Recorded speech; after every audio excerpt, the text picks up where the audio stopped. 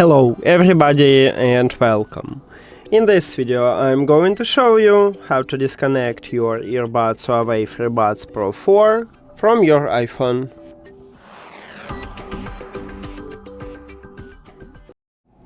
You have to start by open Settings and then go to the Bluetooth.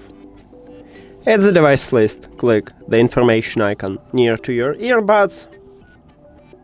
And at the third line we have a button Disconnect. You need to tap at this button, but before I tap on it, I will tell you the difference between disconnect and unpair.